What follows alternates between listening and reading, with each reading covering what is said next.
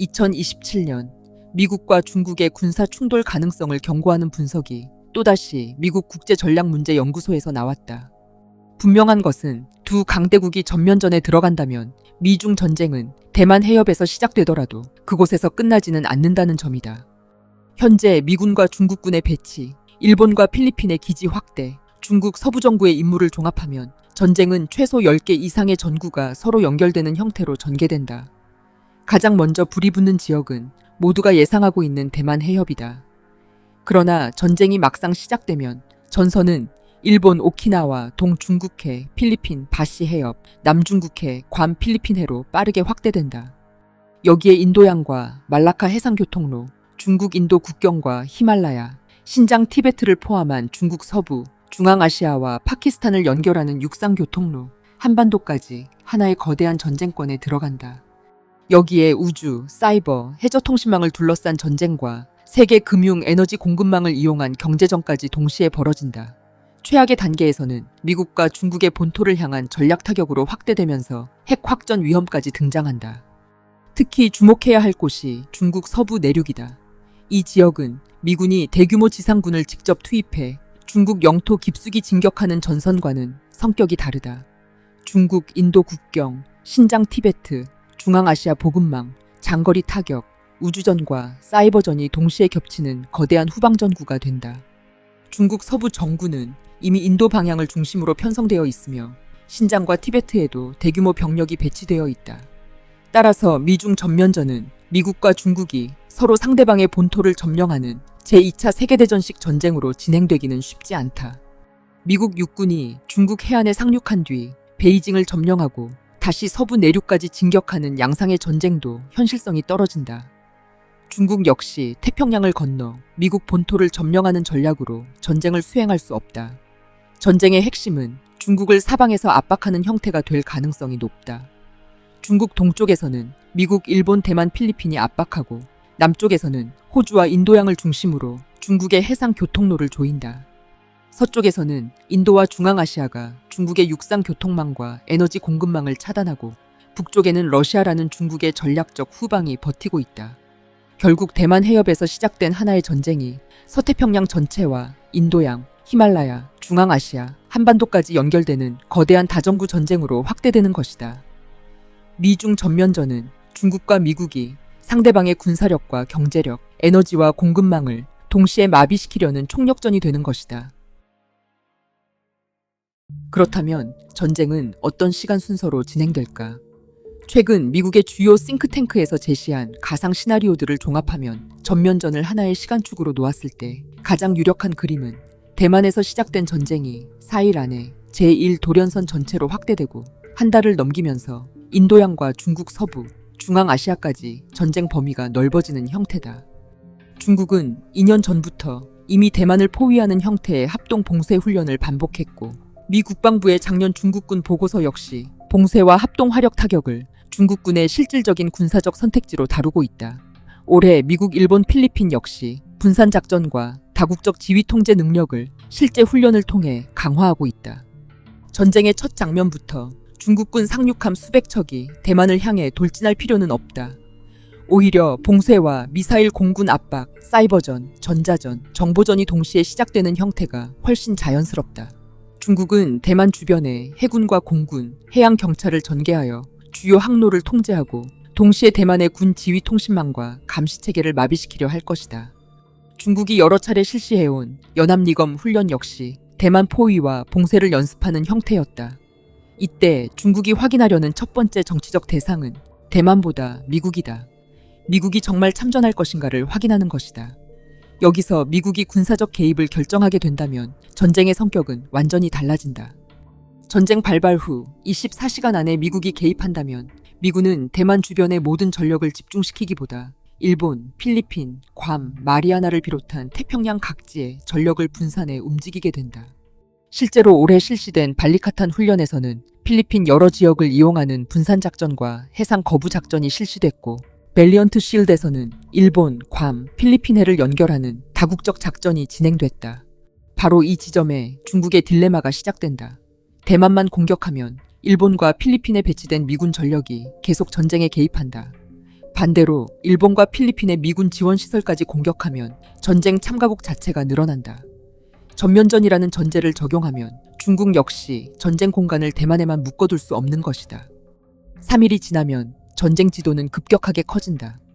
중국 동부에서 대만, 오키나와와 난세이 제도, 필리핀 북부, 필리핀의 괌으로 이어지는 공간이 하나의 거대한 전구로 연결된다. 특히 일본과 필리핀의 중요성이 급격하게 올라간다. 지난달에도 미국, 일본, 필리핀 해군은 필리핀 배타적 경제 수역에서 다자 해상 작전을 실시했다.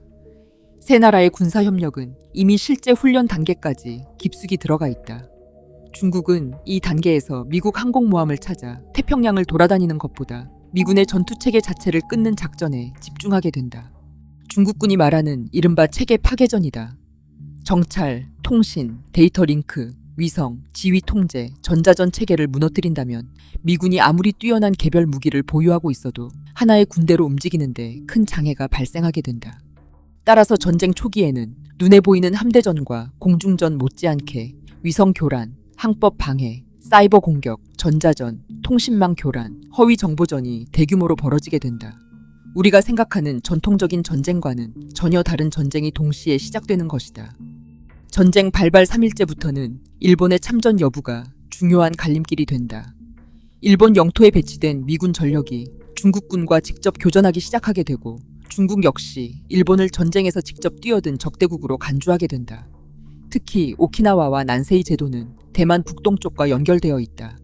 지도를 펼쳐놓으면 일본 규슈, 오키나와, 미야코 해협, 대만으로 이어지는 하나의 축이 만들어진다. 중국 해군이 서태평양으로 진출하려면 반드시 신경 써야 하는 지역이다. 이 단계부터 전쟁은 중국과 대만, 미국의 충돌에서 중국과 대만, 미국, 일본의 전쟁으로 확대된다. 전쟁 발발 일주일 사이에는 필리핀 전선까지 열린다. 특히 필리핀 북부, 루손의 중요성이 커진다. 대만 바로 남쪽에 필리핀이 있고 루손, 바시 해협, 대만이 사실상 하나의 전구로 연결되기 때문이다. 미군이 필리핀에서 정찰 방공, 대함, 보급 작전을 수행하기 시작하고 중국도 필리핀을 무시할 수 없게 된다. 중국이 필리핀군이나 필리핀 영토를 직접 공격하게 된다면 미 필리핀 상호 방위 조약까지 작동하게 된다. 전쟁이 시작된 지 불과 일주일 만에 미국, 일본, 필리핀으로 이어지는 거대한 남북 장벽이 중국 동쪽에 만들어지는 것이다. 전쟁이 일주일을 넘기면 중국은 더욱 어려운 결정을 내려야 한다. 대만 봉쇄만 유지할 것인지 본격적인 상륙전을 시작할 것인지 결정해야 한다. 대규모 상륙전은 현대 군사작전 가운데 가장 어렵고 위험한 작전이다. 미 의회조사국 역시 중국군의 대만 공격 전략 중에 미사일 공격, 외곽도서 점령, 봉쇄보다 대만 본섬 상륙 침공을 훨씬 위험한 작전으로 다루고 있다. 중국 입장에서 가장 유리한 결과는 대규모 상륙전을 벌이지 않고 대만 지도부를 굴복시키는 것이다. 그러나 대만 정부가 버티고 미국의 보급이 계속된다면 시간이 지날수록 중국은 봉쇄를 유지할 것인지 본섬 상륙이라는 거대한 도박을 감행할 것인지 결정해야 한다. 전쟁이 2주차에 접어들면 괌 역시 안전한 후방기지가 아닌 전쟁의 후방 전선으로 변한다. 대만 전선을 기준으로 동쪽 변두리에 위치한 괌은 미국이 서태평양 전쟁을 지속하기 위한 핵심 후방기지이다. 미국 역시 괌 하나에 모든 전력을 집중하는 위험을 피하기 위해 병력과 장비를 태평양 곳곳에 분산시키는 방향으로 전력 배치를 바꾸고 있다. 인도 태평양 사령부 역시 동맹국들과 생존성이 높은 분산형 전력 배치를 올해의 주요 과제로 추진하고 있다. 이 단계에 도달하면 태평양 전쟁은 크게 두 개의 덩어리로 나뉜다. 제일 돌연선 안쪽 덩어리는 중국의 지리적 이점과 대규모 미사일 전력이 강하게 작용하는 지역이고, 필리핀해에서 괌과 마리아나로 이어지는 덩어리는 미국의 장거리 전력과 후방 지원 능력이 강해지는 지역이다. 중국은 미국을 최대한 제1도련선 바깥으로 밀어내려 하고, 미국은 일본, 대만, 필리핀을 연결한 전선을 유지하면서 중국군을 도련선 안에 묶어두려 한다.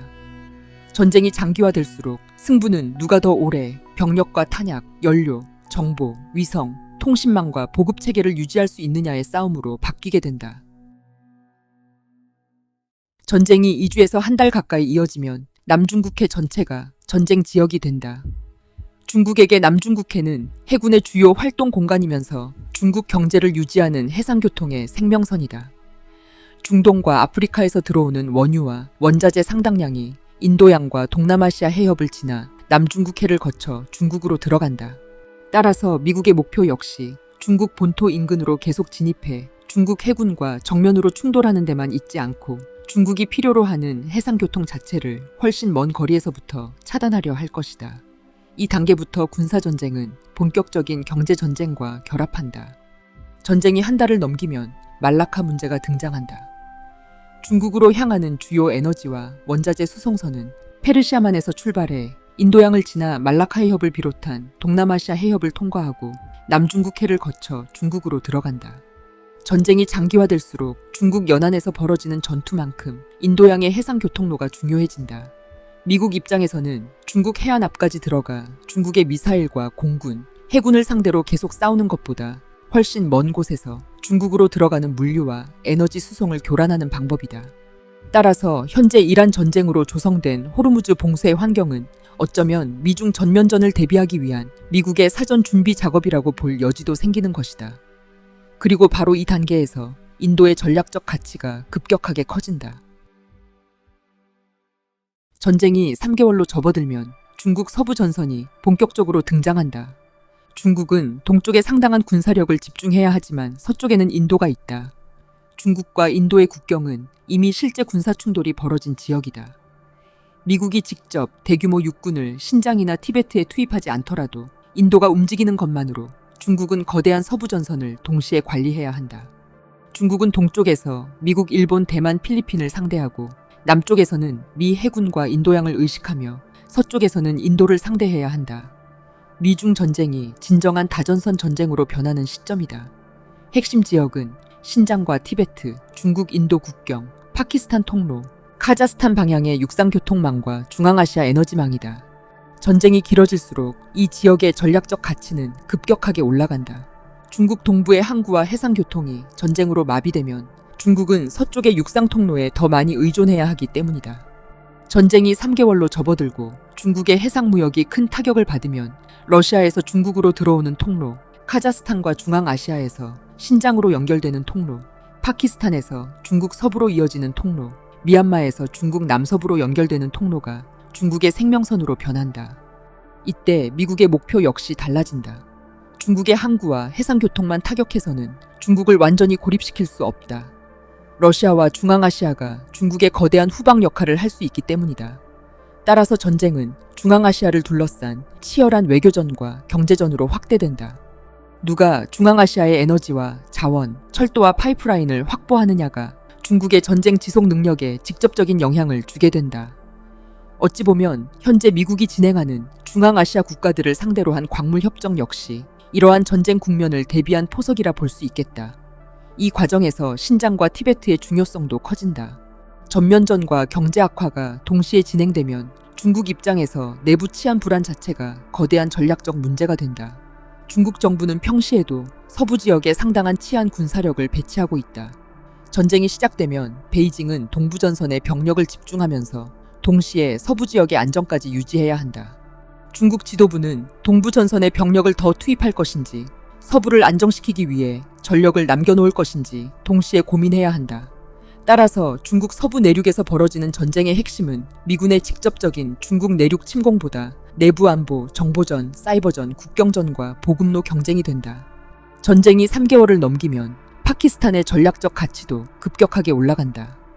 중국은 중국 파키스탄 경제 회랑을 통해 인도양으로 연결되는 통로를 확보해왔다. 중국 입장에서 파키스탄은 인도가 중국 서쪽을 압박할 경우 인도를 견제할 수 있는 중요한 카드이기도 하다. 이 단계에서 중국 파키스탄 대 인도 미국이라는 또 하나의 대결축이 만들어진다. 문제는 중국과 인도, 파키스탄이 모두 핵 보유국이라는 사실이다. 대만에서 시작된 미중 전쟁이 남아시아의 핵 대치까지 끌어들이면서 전쟁의 위험도는 완전히 다른 단계로 올라간다. 전쟁이 6개월 가까이 지속되면 러시아가 최대 변수로 등장한다. 러시아가 미국과 직접 전쟁을 벌이지 않더라도 중국의 석유와 천연가스, 식량, 원자재, 산업재와 군수 관련 물자를 계속 공급하는 것만으로 전쟁에 막대한 영향을 줄 수 있다.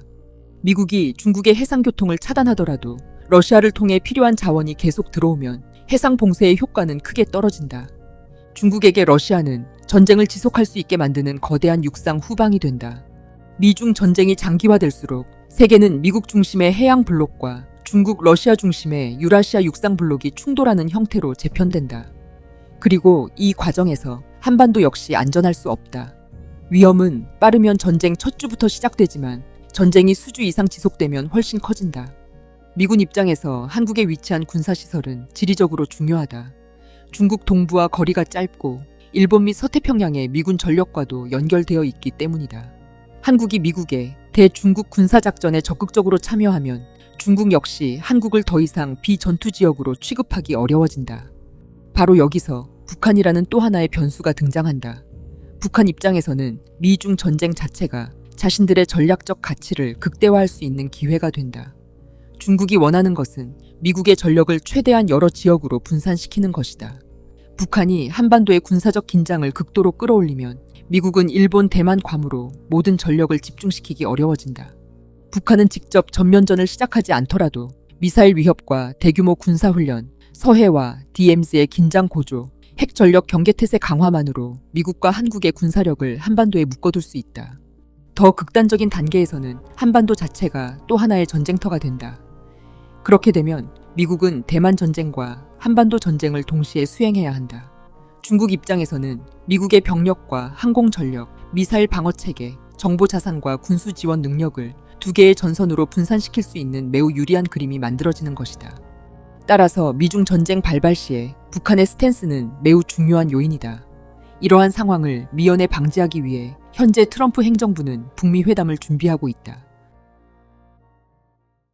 전쟁이 6개월 이상 지속되면 군사적 충돌만으로 전쟁 전체를 묘사하기는 어려워진다. 오히려 경제전이 전쟁의 핵심으로 올라선다. 중국과 서방 사이의 해운, 보험, 결제, 반도체, 에너지, 원자재, 희토류, 배터리, 의약품, 전자부품 공급망이 동시에 무너지기 시작한다. 세계 제조업도 심각한 충격을 받는다. 중국뿐만이 아니라 미국과 유럽, 일본을 비롯한 서방 경제 역시 막대한 피해를 감수해야 한다. 전쟁이 6개월에서 1년까지 이어지면 승패를 좌우하는 것은 생산력이 된다.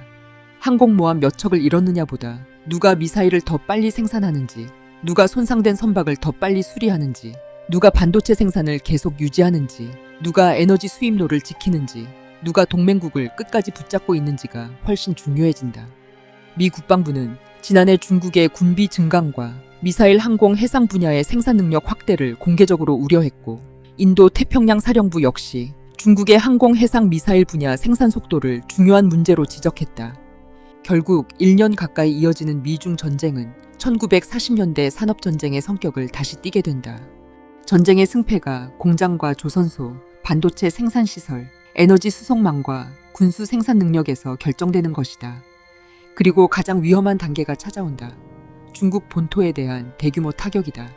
중국의 핵심 군사자산 상당수가 중국 본토에 배치돼 있다. 미군이 중국군의 공격 능력을 계속 감소시키려면 중국 본토에 위치한 미사일 기지와 공군 기지, 지휘시설, 통신시설을 공격해야 한다는 요구가 점점 커진다. 중국 역시 미국의 서태평양 군사시설을 공격한다. 그렇게 되면 처음에는 대만 해협에 한정됐던 전쟁의 공간적 제한도 하나씩 사라진다. 여기서 핵전쟁 위험이 급격하게 올라간다. 핵무기가 처음부터 사용되는 시나리오보다 더 무서운 것은 오판이다. 상대방이 핵 지휘 통제망과 전략 핵 전력, 조기 경보 체계, 핵 잠수함 통신망을 공격하고 있다고 인식하면 상황은 완전히 달라진다. 실제 공격이 재래식 무기를 이용한 작전이라 해도 상대방이 이를 핵 선제 공격의 준비 단계로 받아들이면 핵무기 사용을 검토할 수 있다. 바로 이 단계부터 전쟁은 이전과 전혀 다른 차원으로 들어간다. 특히 주목해야 할 것은 전쟁이 길어질수록 전쟁의 중심이 중국 동쪽에서 서쪽으로 이동한다는 사실이다. 전쟁 초기 한 달의 핵심 지역은 대만, 일본, 필리핀이다. 그러나 3개월이 지나면 인도양, 인도, 파키스탄, 신장, 중앙아시아의 중요성이 급격하게 커진다.